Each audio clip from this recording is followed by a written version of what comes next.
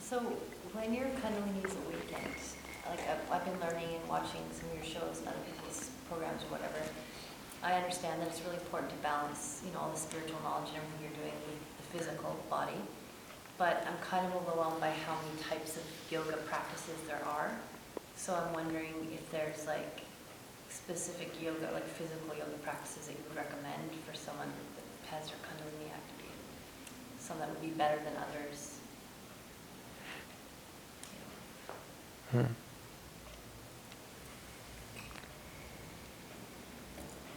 I do yoga, but I just kind of do like whatever I like. Just kind of watch YouTube or stream it or whatever.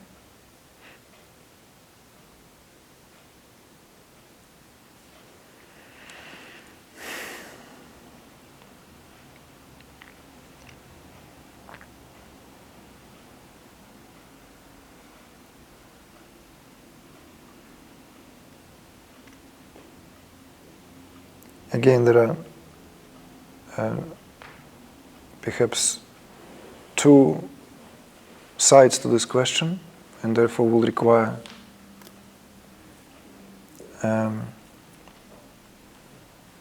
more than one answer.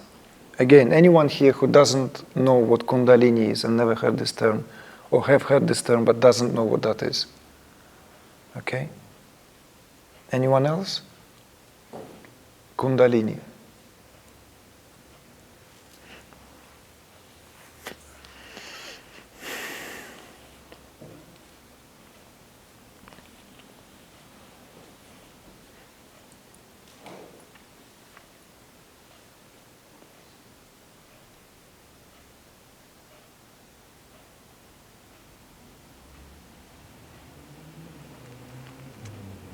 Well, in short, Kundalini is real you in you. It's the very essence of your soul. It's who you are beyond your wildest imagination. It's the very, very dormant cosmic power, universal power. If you are more inclined to understand this in other terms, then I would say that that's the divinity that is there waiting to be awakened in you. It's the divine power of your own self. But it is mostly dormant in most human beings. Dormant, why? Because we can say, well, this is the state of affairs. Consciousness will have it that way. In fact, the term consciousness is inseparable from the term Kundalini. Kundalini, it's your own consciousness. Right? Kundalini is that what in many esoteric traditions, in particular tradition that we speak from, that gave us that term, the term Kundalini itself, exemplifies that power, the force which, if we are to give it a kind of a more narrowed down explanation, also goes by life force. Have you heard that term? Life force. Life force. But life force is a very narrow definition of Kundalini. Life force is chiefly spoken from the perspective of essentially the very, very neurophysiological activity here in the body.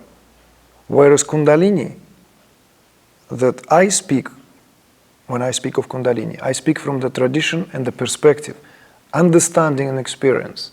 It is my own awareness in a contracted state which experiences and enjoys itself as this being in moment and time.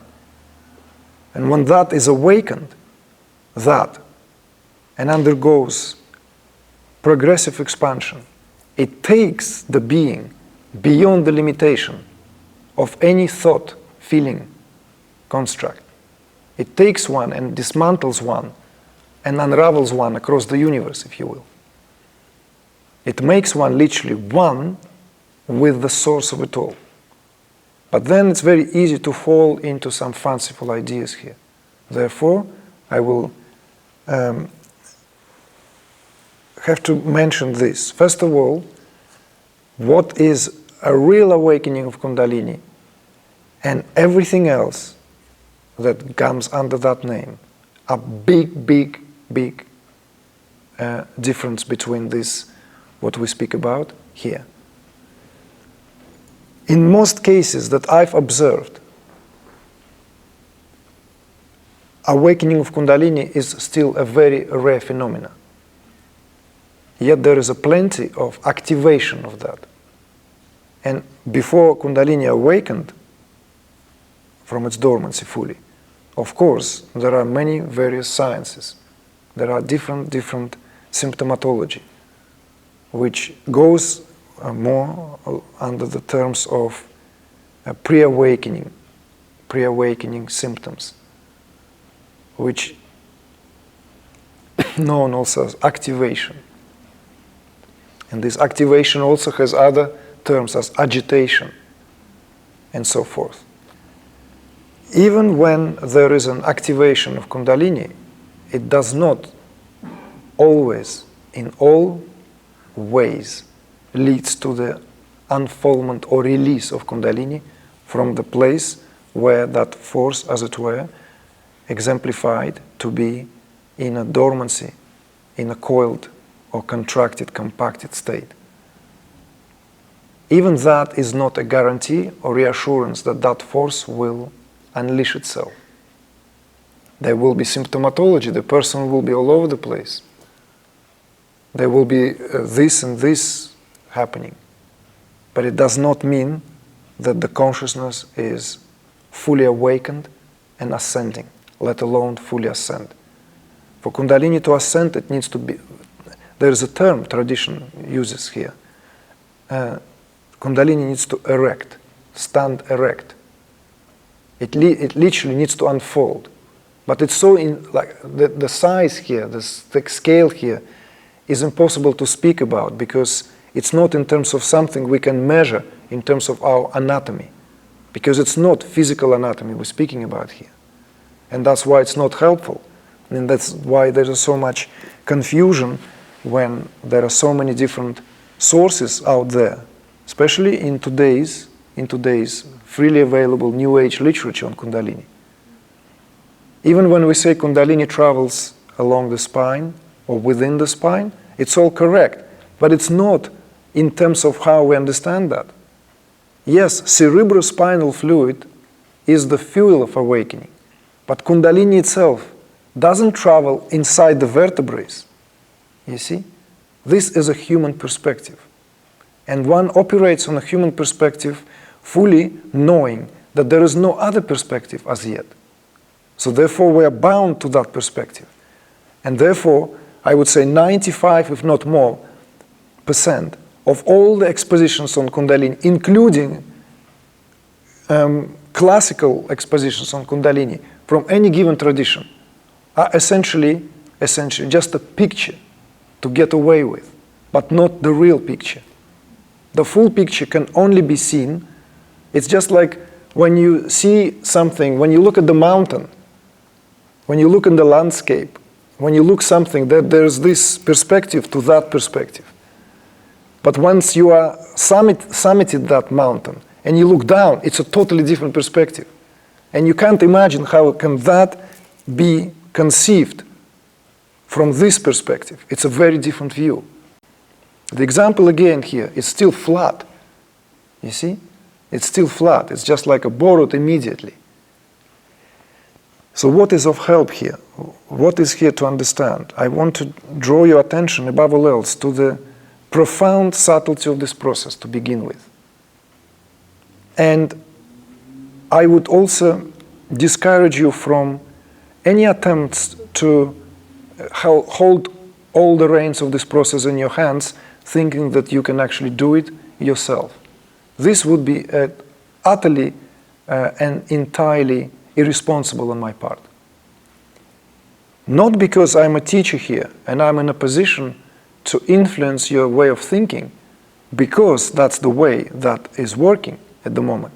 And you then are potentially someone who can benefit from what I can offer. I want you to understand that the responsibility here is of a very different kind. But yet I repeatedly meet people who have considered themselves to be going through this visceral process of awakening, when they, in fact, very often are better off not to even awaken in the state that they are in. As I often say, when someone is not awakened, one can do it by themselves and there's no harm in that. It's just that individual affair with another individual. It's an individual affair with many other individuals. That's how that relationship between student and teacher, student and teacher is being conceived. But for someone who is awakened, teacher is a must. It's paramount to the process. For the one in whom consciousness is dormant, it's like, it's your choice. You want to do it, fine. You don't want to do it, fine.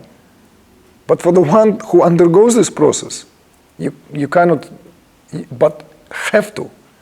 Because this is a very, very subtle process. Extremely subtle. Why? Because we're dealing here with the realm of consciousness where a lot of this, what we call Newtonian physics, no longer apply. This Newtonian physics of the world, we still walk on earth, we still eat food, we still go to sleep, we still dance, we still make love, we still feel this, we still feel that, we still get on with our life as we have to. Yet this world begins to melt.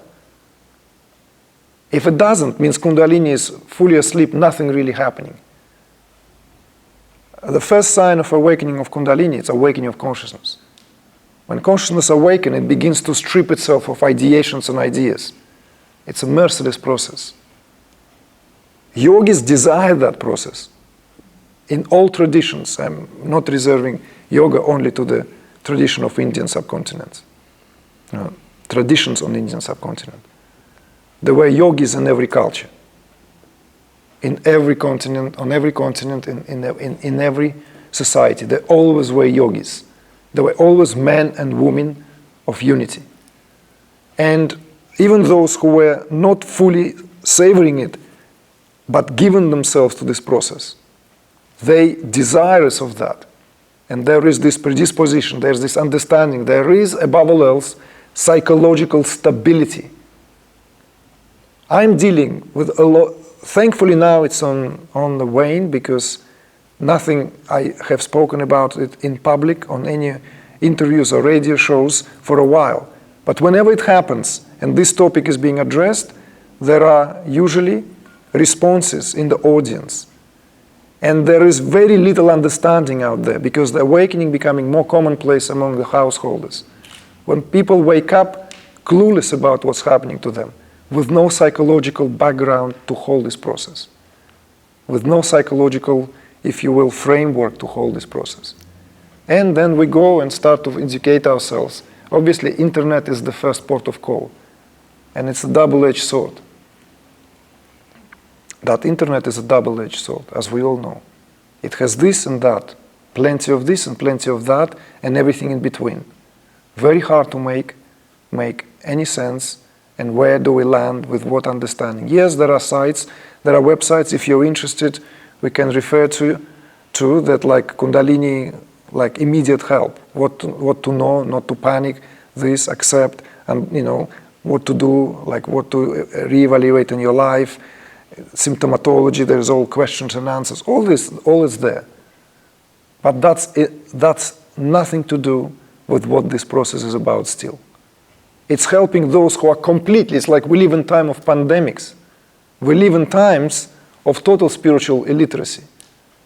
And by virtue of the demographical explosion, there are more people wake up now. And consciousness, interestingly enough, at least my observation, almost there is no fairness in that process.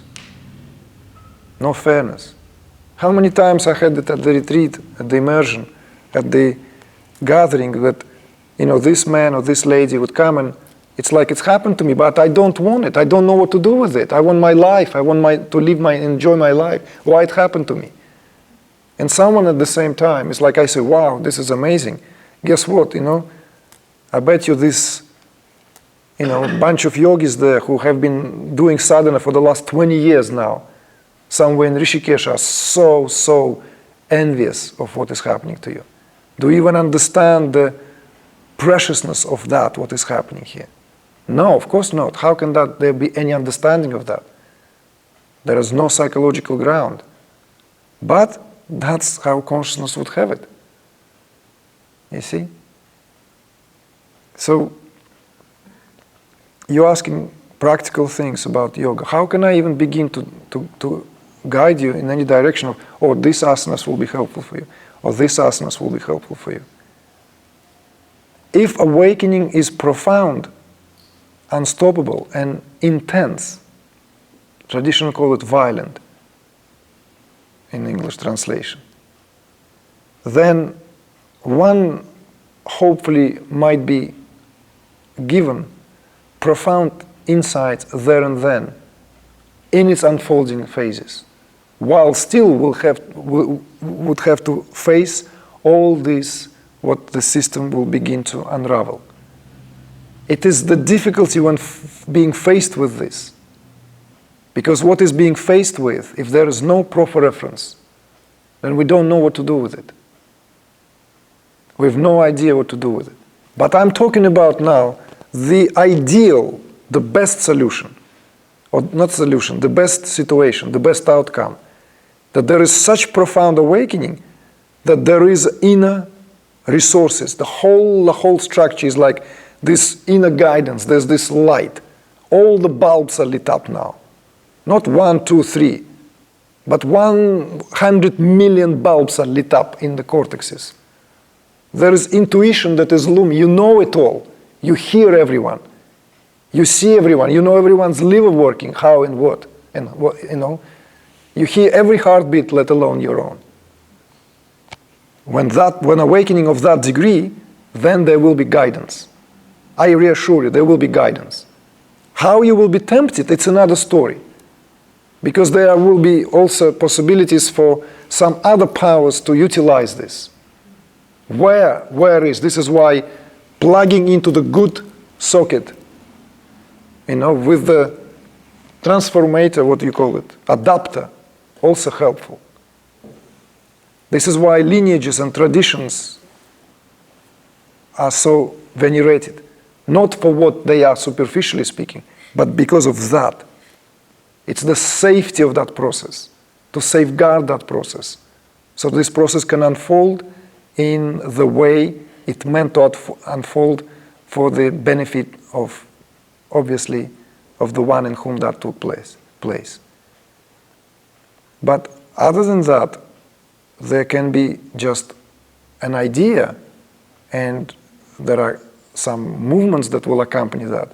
And one may completely delude oneself. I'm not talking about you now in relation to you. I'm saying that in general terms, how often I've seen people delude themselves with awakening, even when outwardly it exhibits and expresses in such a magnificent way. Everything on the outside is amazing. But it doesn't mean that everything is unfolding in the way that it really desires.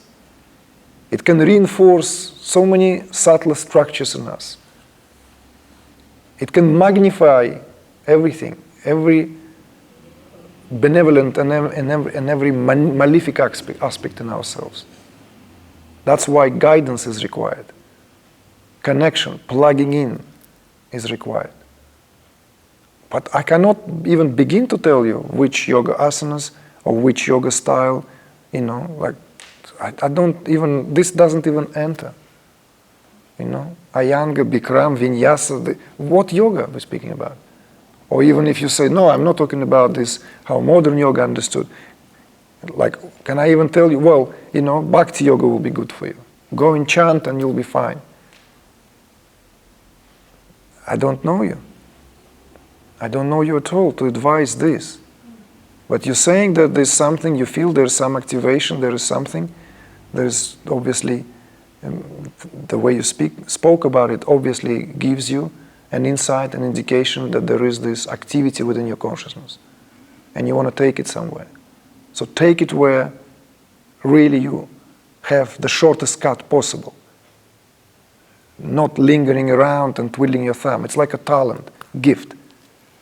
You know, if the child is with a gift, it's what Kundalini is. It's a gift, the most precious gift. Awakening of consciousness is like someone is born with the gift, you know, that hearing the tonalities in music, you know, being able to sing, voice, you know, seeing more than other people seeing, the sensitivity to color, shape, form. It's a gift. And when someone has a gift, oh yeah, okay, like one can, no, foster that gift. Don't let it be wasted. And that's why when we notice that in someone, that's amazing, you're amazing, you know, this is a, it doesn't mean that that person already is a master and creates masterpieces. No, it's someone with a talent. You know what talent means? Who knows what talent means? Do you know what talent means? It's a piece of gold of a substantial weight. But when talent is cultured, when it is cultivated, it's pure gold. And that's what this process is about, is to be able to transform the basic metals of our individuality into pure gold of our awareness of who we are. But I wouldn't even know where to begin of these asanas, that. It's integral and requires integral understanding. So you have something to ponder, to consider, you know, and the answer will come to you, you know, with that sincerity that is there already, because this is, whenever there is this awakening of consciousness, is inseparable from being more with ourselves in every respect. More. There is more sincerity, not less, there's more. There's more openness, not less, there's more. And so it goes. But likewise, there's more sensitivity. Likewise, if there's more sensitivity, likewise there'll be more pain. It's inseparable from everything. That's what awakening is. It's encompassing, not bypassing. Encompassing, becoming more in every respect. And in that, where there is more sincerity, there's a possibility to tap into something where that guidance will come.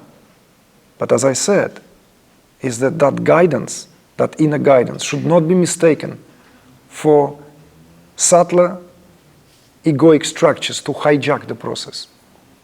Because there is this, as something is being, you know, these boundaries, and I often speak about this at the retreats, we go into great depth of this boundless, yes, within the boundaries, boundless, yet within the boundaries. So now certain boundaries lay down, immediately it is at the expense of other boundaries, because that's the way consciousness would have it. It cannot be otherwise. We enjoy that boundless state, and then the boundaries are needed. And between these boundless and boundaries, we find this, within this ebb and flow of who we are.